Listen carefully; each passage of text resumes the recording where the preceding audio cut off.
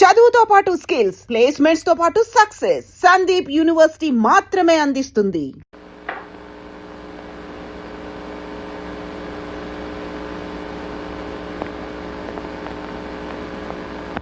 ఏమిటి నాన్నగారు? నా వయసు ఎంతో తెలుసా? అదేమిటి నాన్నగారు? తెలుసా? 58 ఉండొచ్చు. నేను ఏ వయసు నుంచి సంగీత సాధన ప్రారంభించానో తెలుసా? 6 ఏళ్ళు. ఇప్పటికి 50 ఏళ్లుగా నేను కచేరీలు చేస్తూనే ఉన్నా. నేను సంగీతాన్ని తలవనది ఎప్పుడో తెలుసా? కేవలం కలలో మాత్రమే. అందుకు కూడా కారణం తెలుసా? సరస్వతీదేవిని అవమానించడం అనే భయంతో, గౌరవంతో. అర్థమైంది. నేను అడవిలో పాడిన పాట మీరు విన్నట్టున్నారు, అంతేనా? అది పాట, సంగీతానికి వచ్చిన గ్రహపాట. నువ్వు పాడిన పాట రాగం పేరేమిటో తెలుసా? తెలుసు, హంసధ్వని. హంసధ్వన? కొంచెం మార్చాను వాళ్ళ కోసం. మార్చి ఏం చేశావో తెలుసా? హంసధ్వనిని హింసధ్వని చేశావు. సంగీతాన్ని మార్చేటంత పండిపోయావా శాస్త్రీయ సంగీతంలో? వాగ్గేయకారుల కృతుల్ని, స్వరజతుల్ని మార్చేటంత పండితుడురా నువ్వు. ఎవరి కోసమో మార్చి ఎక్కడెక్కడో పాడి సంగీతాన్ని అవమానిస్తున్నావు. నీ ఇష్టం వచ్చినట్టు నువ్వు పంచడానికి, పెంచడానికి, తుంచడానికి నీ మూతి మీద మొలిచిన మేసం అనుకున్నావా? సంగీత జ్ఞానం లేని 10 మందికి కాస్త జ్ఞానాన్ని పంచిపెట్టడం తప్ప నాన్నగారు? శాస్త్రీయ సంగీతంలో కూడా నీ విప్లవాన్ని చొరబెడుతున్నావా? అలాగా జనాలకు కూడా అలుపు సులుపులు ఉంటాయి నాన్నగారు. పాట మనసు తేలికపరిచే మంత్రపుష్పం అని తెలిసి ఆ శ్రమజీవుల కోసం నేను... ఎవరి కోసమైనా సంగీతాన్ని సంకరం చేసే హక్కు నీకు లేదు. అది సంకరం కాదు నాన్న, సంగమం. గోదావరిలో కుళ్ళు కాలువలు కలిస్తే సంగమం కాదురా, సంకరమే. అమ్మని అమ్ముకు బ్రతికే వాడికి పుట్టగతులుండవు. అది అపచారం కాదురా, వ్యభిచారం. నాన్న, నేను అమ్మను అమ్ముకుంటున్న వాడిని కాదు. అమ్మ అందరికీ అమ్మేనని నమ్ముకుంటున్న వాడిని. అందరికీ పంచిపెట్టడానికి శాస్త్రీయ సంగీతం అంటే చౌకటి పూలు దొరికే ఉప్పుడు బియ్యం కాదురా. కష్టపడే శ్రమజీవుల కోసం కాకపోతే సంగీతం ఎందుకు నాన్న? సంగీతం ఎందుకు నువ్వు నాకు చెప్తున్నావా? ఒరేయ్, నేను నీ తండ్రిని మాత్రమే కాదురా, నీ గురువుని కూడా. ఏ తప్పు పడుతున్నావా? తండ్రి అయినా గురువు అయినా నిటలాక్షుడు 3వ కన్ను తెరిచిన తప్పు తప్పే నాన్న.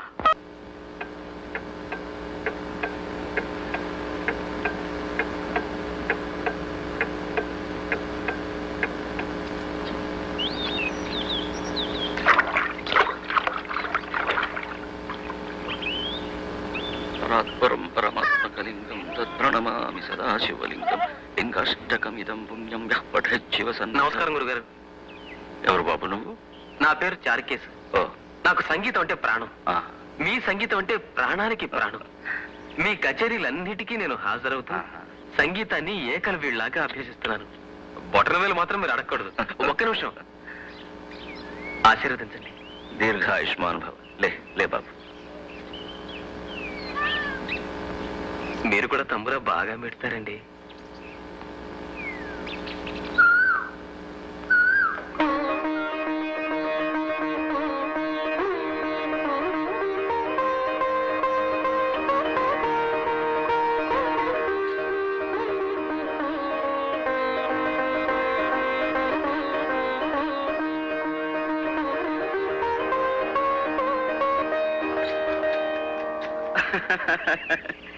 నువ్వేం బాధపడకు పెంటమ్మా.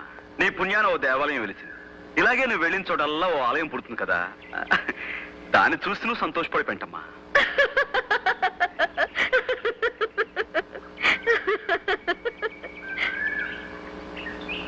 నా పేరు పెంటమ్మ కాదు.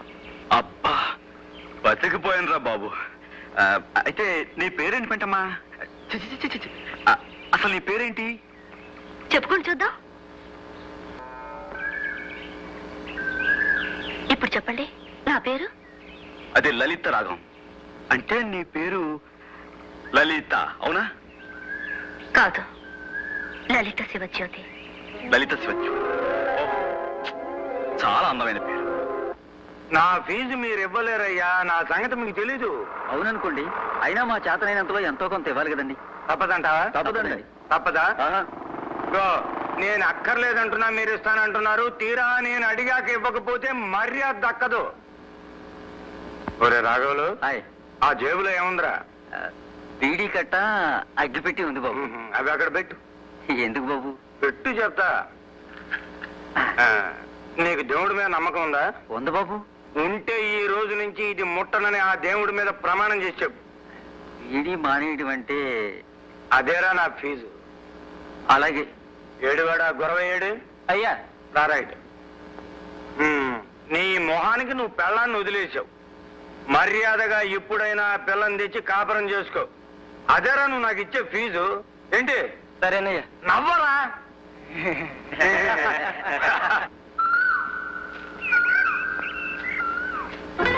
మీ పేరు నాకు ఎంత ఇష్టమో ఇదిగో ఈ విధంగా చెట్ల మీద రాసి చూపించాను. అలాగే నా పేరు మీకు చెప్పాను కదా, మీ ఇష్టాన్ని ఏ విధంగా చెప్తారు? నేను రాశాను ఒక చోట. రాశారా? ఎక్కడ రాశారండి? ఇదిగో.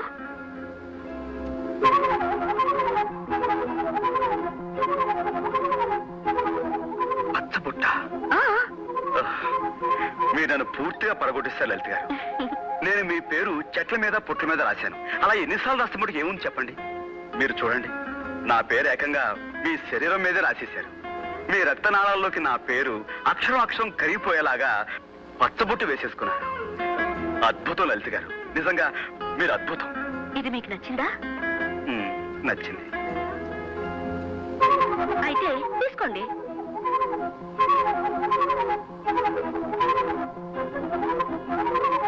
నిన్ను కన్న తల్లిదండ్రులకు కోటి దండాలు. అది ఇంటికి వచ్చి చెప్పండి. సాయంత్రం మీకోసం ఎదురు చూస్తుంటాను.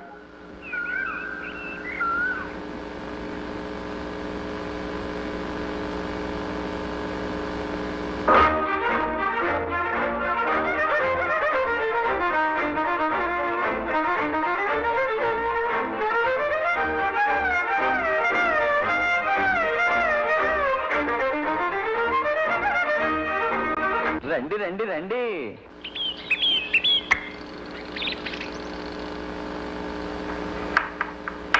అబ్బబ్బబ్బబ్బబ్బా, ఆ అమ్మాయి మనసు తెలుసుకోవడం బ్రహ్మతరం కూడా కాదు వదినా. ఆడదాని మనసుకు ఒక రాజమార్గం ఉందయ్యా. ఏంటిది?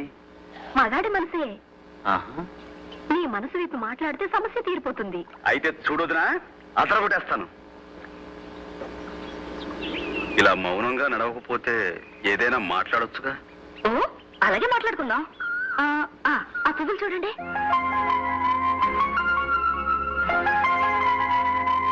చాలా తమాషాగా ఉన్నాయి. రెండు కళ్ళు, ముక్కు, నోరు, పెద్ద పెద్ద మీసాలు, అచ్చం మనిషి మొహలాగే ఉంది. బాగున్నాయి కదా? ఈ పువ్వులన్నిటికీ మీసాలు నేనే పెట్టాను. మ్మ్హ్మ్. అంతేనా? నేను మిమ్మల్ని ఒకటి అడగాలనుకుంటున్నాను. తీసుకోండి. ఏరుశనకాయలు కాదండి. నేను మిమ్మల్ని ఎలా చెప్పాలో తెలియటం లేదు. అయితే చెప్పొద్దు. చెప్పకపోతే మనసంతా దిగులుగా ఉంటుంది. ఏమిటో, మా నాన్నగారి వెనకాల కూర్చుని పాటలు పాడడం తప్ప ఇలాంటి మాటలు మాట్లాడడం నాకు చేత కాదు. ఈ మధ్య మిమ్మల్ని కలిసిన దగ్గర నుంచి మనసులో ఏవేవో కొత్త కొత్త రాగాలు వినిపిస్తున్నాయి. ఎప్పుడు వినని రాగాలు, మధురమైనవి, లలితమైనవి. అవి అనురాగాలని తెలుసుకోవడానికి నాకు ఎన్నాళ్ళు పట్టింది. ప్రేమ అంటే ఇదేనేమో. ప్రేమ? ప్రేమంటే? అంటే ఎప్పుడు మిమ్మల్ని చూడాలనిపిస్తుంది. ఎందుకో మీ దగ్గరే గడపాలనిపిస్తుంది. లలిత రాగం నాకు ఎప్పుడు వినిపించినా మీ రూపమే నా కళ్ళ ముందు మెదులుతుంది. ఇవన్నీ చూస్తుంటే మరి మీరు నన్ను లేదా? నాకు తెలుసు, ఇలాంటి ముఖ్యమైన నిర్ణయాలు తీసుకునేటప్పుడు మీరు బొమ్మ బొరుసు వేస్తారు. ఉండండి, మీ బదులు నేనే బొమ్మ బొరుసు వేస్తాను. బొమ్మ పడితే మీరు నన్ను ప్రేమించవచ్చు, బొరుసు పడితే నన్ను ప్రేమించకూడదు.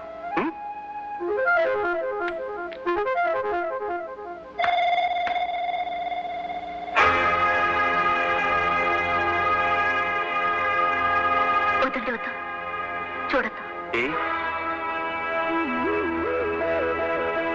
కూడదని వస్తే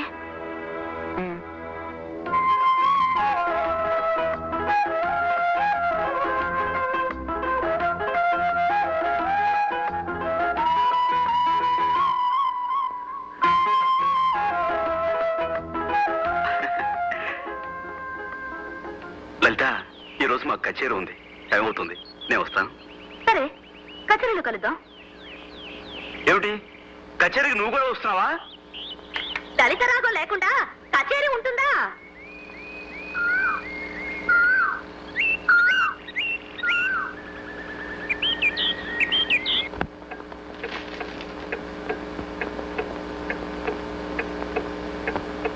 ఇంకా రాలేదా?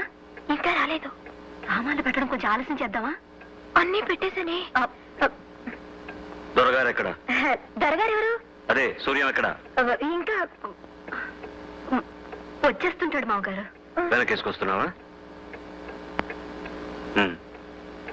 మరో 3 నిమిషాలు చూస్తాను.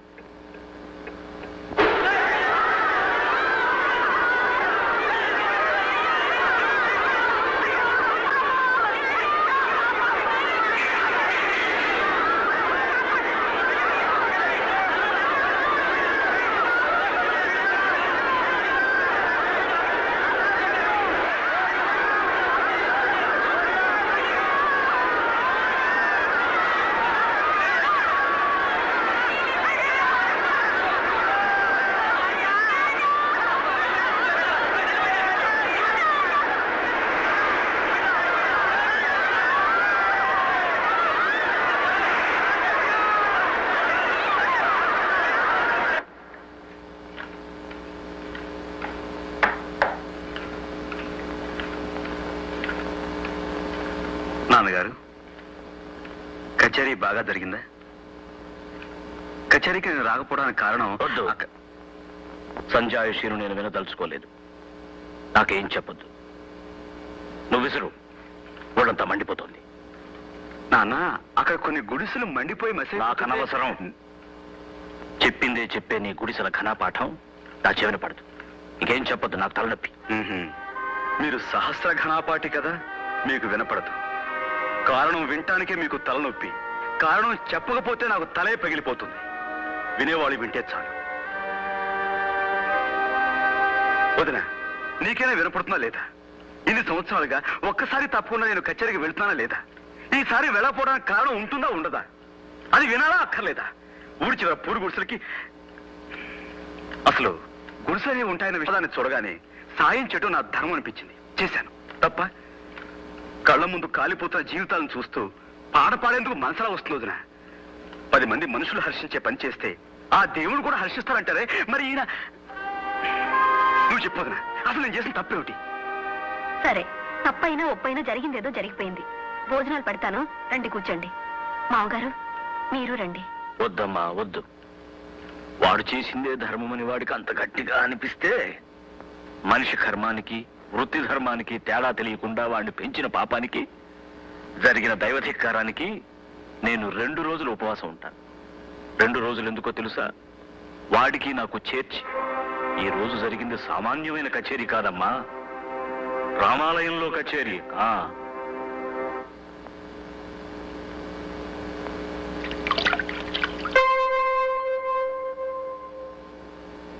వదినా, నాకు అన్నం వడ్డించు. నాన్నగారు భోజనానికి రా. నేను భోజనం చేస్తాను వదినా. నాకు వడ్డించవా? నేనేం తప్పు చేశానని ఉపవాసం ఉండాలి? పొరుగు వారికి సాయపడటం కూడా తప్ప? చీమ వెంట వెయ్యి చీమలు పడతాయి, కాకి తెస్తే 100 కాకులు కొడతాయి.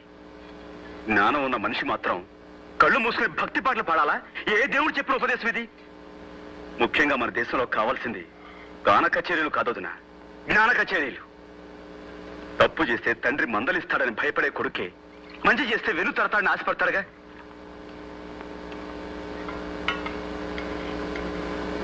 కానీ కానీ నా విషయంలో నాన్న, నేను తింటాను వదినా, కడుపు నిండా తింటాను. నేనెందుకు మానేయాలి భోజనం?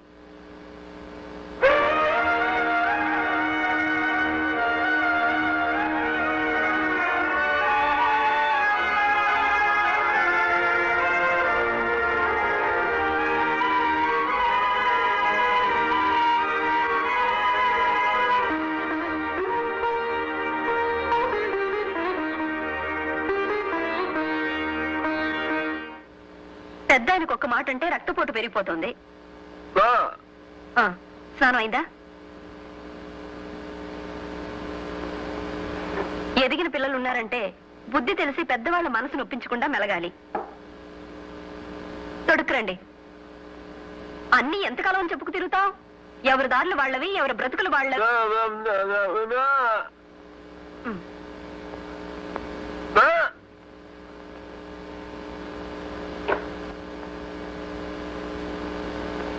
పంచి కావాలా? అతని సంగతి మీరు కూడా పట్టించుకోకుండా ఇలా కుదమరాయిలా నించుంటారేమిటండి?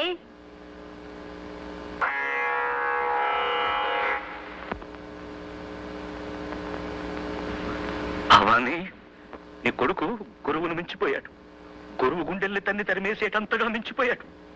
సంతోషించు, సంతోషించు.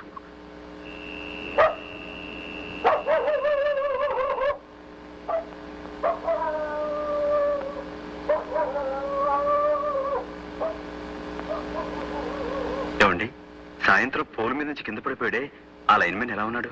చచ్చిపోయాడండి. చచ్చిపోయాడా? అవునండి, అరగంట ముందు తెచ్చుంటే బతికేవాడని చెప్పారండి డాక్టర్. ఆడి చావుకి బతుకి 1 అరగంట దూరం అన్నట్టు అయిపోయిందండి. ఇక దేవుడే ఆడి పెళ్ళాన్ని పిల్లల్ని ఆదుకోవాలండి.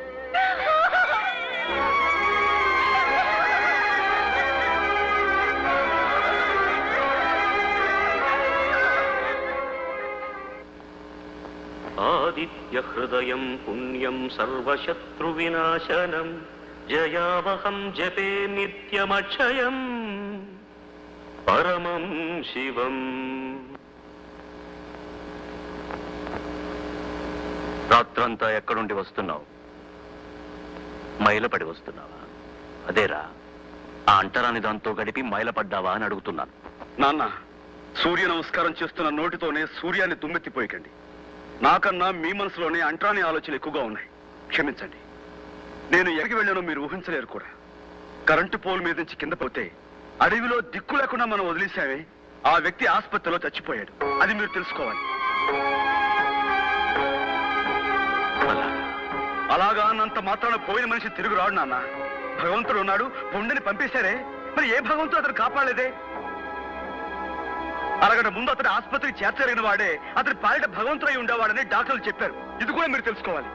సూర్యం, అందులో ఏమన్నా అర్థం ఉందంటావా? చావు పుట్టుకలు కర్మఫలాలు. ఆ మనిషికి ముగింపలా వ్రాసిపెట్టుంది, ముగిసిపోయింది. నాన్న, మీ కర్మ సిద్ధాంతానికి ఎదురులేకపోవచ్చు కానీ సంగీతమే సర్వస్వం అనుకునే ఈ మూర్ఖ సిద్ధాంతం నుంచి బయటపడండి. మనిషి పట్ల మనిషికున్న ధర్మం కన్నా ఈ సంగీతం గొప్పదేం కాదు. నా ధర్మం నాకు బాగా తెలుసురా. భగవంతుడి సేవ కన్నా ధర్మం లేదు, సంగీతం కన్నా భగవంతుడి సేవ మరొకటి లేదు. అయితే చచ్చిపోయిన అతని మరణానికి మన బాధ్యత లేదంటారా? వాడెవడో చావడానికి మనమెలా కారణమవుతావురా? నన్నే మీ ముందు అందరూ మూగవాళ్ళ పడుంటారు అనుకుంటున్నారు, కానీ కానీ నాకు నోరుంది. న్యాయాన్యాయాలు మాట్లాడి తీరతాను.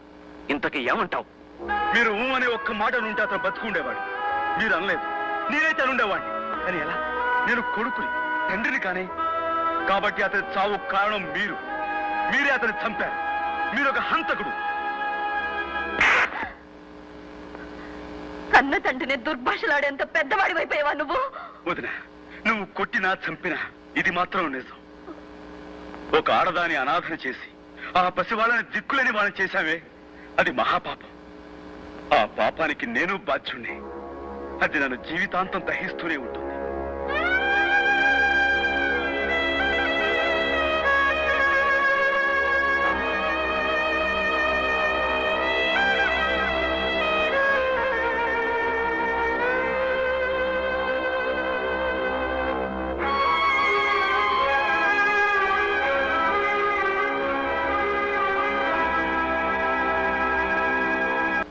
వదినా, నేను కచేరీకి బయలుదేరుతున్నాను. బాబు సూర్యం, కొంచెం కాఫీ తాగేళ్ళు. ఇప్పుడు కాఫీ ఎందుకు వదినా? పర్వాలేదు, వచ్చేసరికి ఏ రాజు అవుతుందో ఏమో. ఇందా.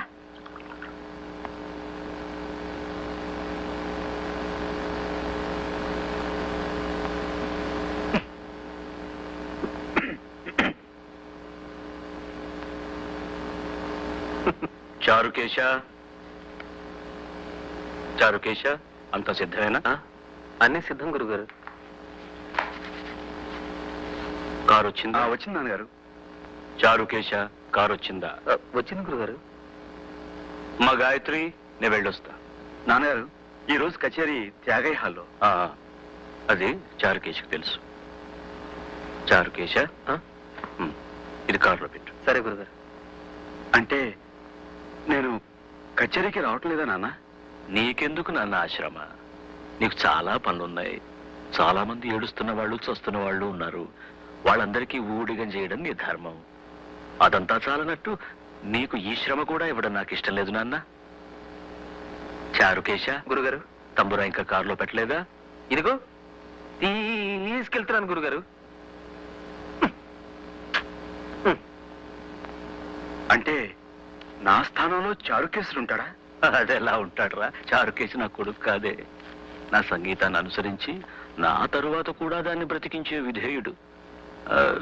నేను పోతే దినం పెట్టే హక్కు మాత్రం నీదే. అది చారుకేశది కాదు. నాన్న, మీ సంగీతానికి వారసుని నేను కానా? అదెలా అవుతావురా? నువ్వు ప్రేమించే జీవకళల ముందు ఈ బెలహరి గణపతి శాస్త్రి సాధించింది ఏమీ లేదురా. నీ దృష్టిలో నా సంగీతమే నిర్జీవమైంది. అబ్బే, నా ఉద్దేశం అది కాదు నాన్నగారు. నాన్నగారు, మీరు సాధించిన ఘనతను కాదనేటంతటి మూర్ఖులు కాదు. గురుగారు క్షమించండి, టైం అయింది. మనం ఇక బయలుదేరదామా? అయ్యా చారుకేశ, ఒక్క నిమిషం. నాన్నగారు, మీ పట్ల, మీ సంగీతం పట్ల నాకున్న గౌరవం మీకు తెలీదు. అమ్మ పాడిన జోలపాట కన్నా ముందు మీ సుప్రభాత గీతం విన్నాను. మొట్టమొదటి సంగీతం విన్నదే మీ నోటమ్మట. నాన్నగారు, ఇప్పటికీ మీరు తిట్టినా అది సంగీతంలా వినిపిస్తుందో నా చెవులకి.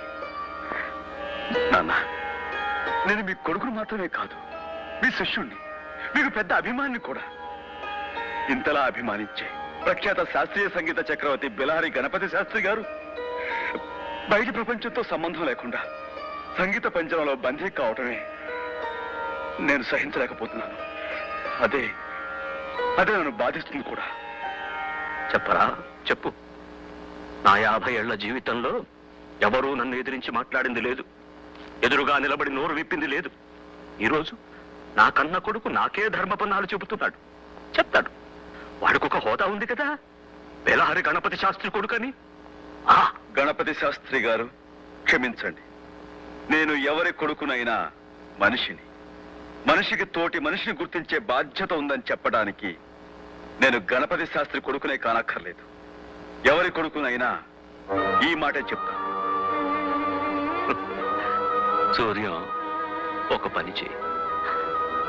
ఎవరి కొడుకునైనా అలా చెప్తానంటున్నావే, అలా చెప్పేది లోకం హర్షించినప్పుడు, లోకం నిన్నుగా గుర్తించినప్పుడు నువ్వు గణపతి శాస్త్రి కొడుకువి కావు.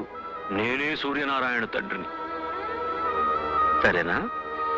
ఆ రోజు వచ్చినప్పుడు నా పరాజయాన్ని 10 మంది ముందు అంగీకరించి తండ్రిగా నా కైదండం చేసి నిన్ను గౌరవిస్తాను. పుత్రగాత్ర పరిశ్రంగ సుఖాన్ని మనస్ఫూర్తిగా అనుభవిస్తాను. అంతవరకు నేను నీకేమీ కాను.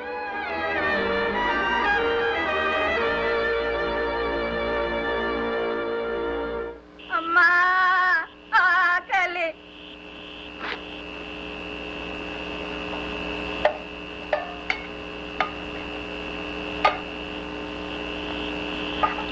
వదినా, సూర్యం, ఏమిటిదంతా? నేను ఇంట్లోంచి వెళ్ళిపోవాలని నిశ్చయించుకున్నాను వదినా. పిచ్చివాళ్ళ మాట్లాడుకో. ఏమండి, చూసారా మీ తమ్ముడు ఏమంటున్నాడో చూసారా? ఏం లేదన్నయ్య, అలానే వెళ్ళిపోవడమే అందరికీ మంచిది. నాన్నగారు నన్ను అవమానించాడు, కోపంతో నేను వెళ్ళలేదు వదినా. మా దృక్పథాలు కలవనప్పుడు మేము వేరుగా ఉండటమే మంచిది. నా మూలంగా నాన్నగారికి మనశ్శాంతి, ఆరోగ్యం దెబ్బతినకూడదు. అది కాదు బాబు. దయచేసి నన్ను ఎవరూ ఆపడానికి ప్రయత్నించకండి. మీరు సంతోషంగా పంపితే నాకు అదే తృప్తిగా ఉంటుంది. నా వల్ల కాదు బాబు.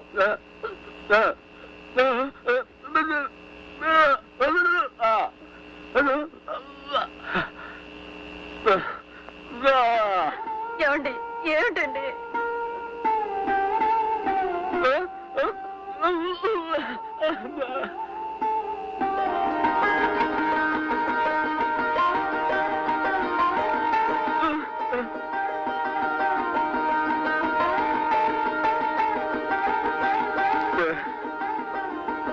వద్దన్నయ్య.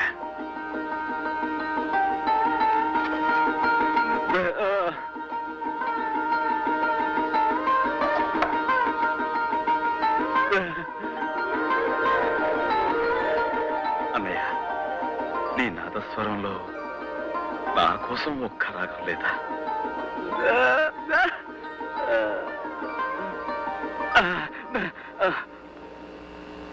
And for more videos, Please subscribe to iDream. Please subscribe to iDream. Please subscribe iDream. And please subscribe to iDream. For more videos, subscribe to iDream. please like, share, and subscribe to the channel. Congratulations, iDream. Subscribe to iDream. Subscribe to iDream. So, subscribe to iDream Media. iDream ki iDream team andarki huge congratulations. Please subscribe iDream Media. Please subscribe to iDream. Subscribe iDream. Please subscribe to iDream. iDream అంటే నా కళల channel subscribe చేసుకున్న నోరు తిరుగుతలేదు మీరైతే గంట గుర్తు కొట్టండి. For more such videos, please subscribe to iDream. Subscribe to iDream. Please subscribe to iDream. Please subscribe iDream Media. Please do subscribe to iDream. Please subscribe to iDream Media. For best entertainment and information, please subscribe iDream. And don't forget to subscribe to iDream.